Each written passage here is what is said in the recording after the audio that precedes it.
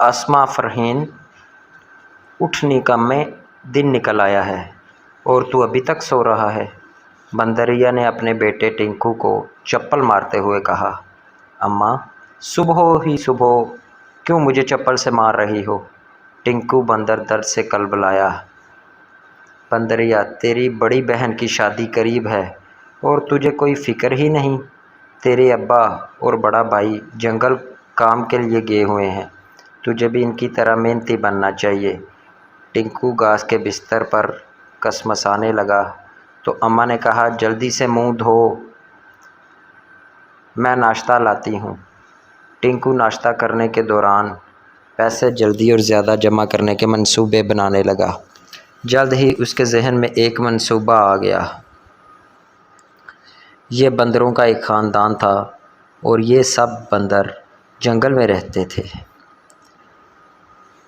ٹنکو، اس کے اماں، ابا، بڑا بھائی منکو اور بڑی بہن چنکی عزت سے زندگی گزارنے کے لیے وہ سب محنت کرتے تھے۔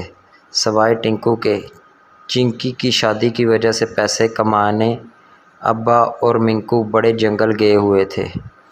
اماں گھر کے سارے کام کرنے کے بعد شیر، چیتے اور زرافے کی بیگمات کے کپڑے سیتی تھی۔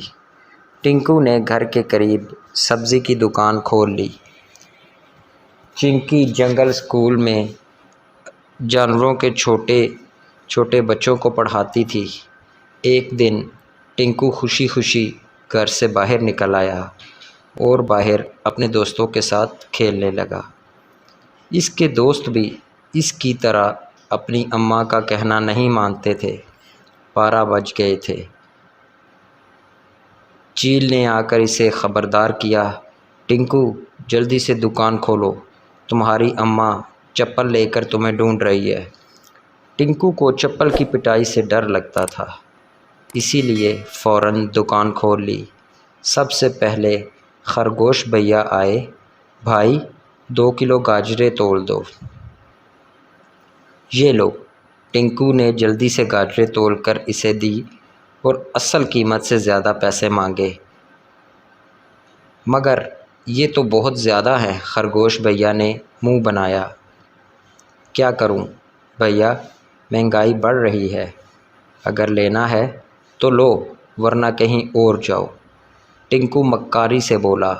قریب میں کوئی دکان نہیں تھی، اس لیے ناچار خرگوش بھیا زیادہ پیسے دے کر گھر پہنچا۔ اماں کو سبزی دے کر ابا کے پاس برتنوں کی دکان پر پہنچا اور سارا ماجرا ابا خرگوش کو بتایا۔ ٹھیک ہے، اب تم بھی برتن تھوڑے مہنگے دام میں بیچنا، اس طرح ہم بھی زیادہ پیسے کما لیں گے۔ خرگوش کے بعد ہاتھی چاچا ٹنکو کے پاس پہنچے، جن کی لوہے اور سریے کی دکان تھی۔ انہوں نے گنا مانگا۔ مہنگا گنا ملنے پر انہوں نے بھی لوہے اور سریے کے دام بڑھا دیے۔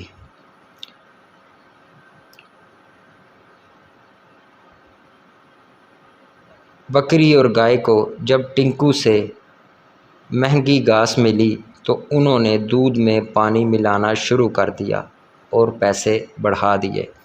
اسی طرح سب جانور ایک دکان سے دوسری دکان پر جاتے اور مہنگی اشیاء خریدنے کے بعد اپنی چیزوں کے دام بڑھا دیتے۔ اماں بندریا بہت خوش تھی کیونکہ ٹنکو بیٹا اسے روزانہ بہت سے پیسے لا کر دے رہا تھا۔ اب اسے ابا بندر اور منکو کا انتظار تھا تاکہ وہ جلدی سے اپنی بیٹی کی شادی کی تیاری کر سکے۔ کچھ ہی دنوں میں وہ بھی سوٹ کیس میں بہت سارا سامان لے کر آئے تھے۔ پھر ابا بندر اور اماں بندریا خریداری کے لیے نکلے۔ سب سے پہلے وہ خرگوش برتن والے کے پاس گئے۔ برتن کی قیمتیں بڑھ گئی تھیں۔ انہوں نے سوچا کہ برتن بعد میں لے لیں گے، پہلے دوسرا سامان لے لیں۔ پھر وہ آنٹی لومڑی کے پاس ملبوسات کی خریداری کے لیے گئے۔ اماں بندریا نے کپڑے کی قیمت سن کر ریچھ سنار سے پہلے سونے کے زیورات لینے کا ارادہ کیا۔ سونے کی قیمت سن کر ان دونوں کو پسینے آ گئے۔ اس طرح وہ جنگل کی سب دکانوں پر گئے، یہاں تک کہ خرگوش کی دکان پر پہنچے۔ آخر اماں بندریا سے رہا نہ گیا، فوراً بولی، ابھی کچھ دنوں پہلے تک تو سب چیزوں کے دام مناسب تھے، اب ایسا کیا ہوا کہ ہر چیز مہنگی مل رہی ہے؟ خرگوش بھیا ان کی بات سن کر ہنسنے لگے۔ لو اماں جی، آپ کو ٹنکو نے نہیں بتایا کہ مہنگائی ہو گئی ہے؟ پھر ان دونوں نے سب سے پوچھا اور معلومات حاصل کیں تو معلوم ہوا کہ سب سے پہلے ٹنکو نے مہنگائی شروع کی تھی۔ پھر وہ دونوں میاں بیوی تھوڑی دیر چھپ کر اپنے بیٹے کو بھاؤ تاؤ کرتے ہوئے دیکھتے رہے۔ اب اماں بندریا کو معلوم ہوا کہ اتنے سارے نوٹ کس طرح آ رہے ہیں۔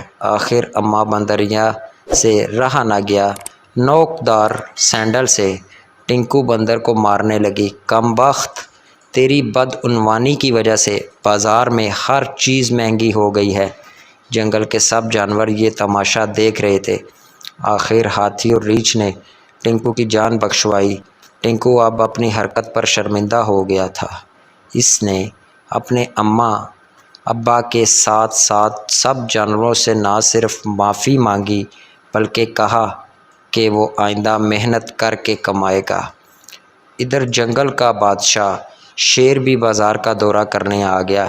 اس نے ریچھ کو ہدایت کی کہ ہر چیز کے نرخ مقرر کیے جائیں اور عمل درآمد نہ کرنے والوں کو سزا دی جائے۔ کچھ ہی دنوں بعد اماں بندریا اور ابا بندر نے اپنی بیٹی کی شادی کے لیے نہ صرف دل کھول کر خریداری کی بلکہ شادی پر پورے جنگل کو شادی کی دعوت دی۔ چنکی کی شادی پر سب جانوروں نے مزیدار دعوت اڑائی اور برسوں تک یہ شادی یادگار رہی۔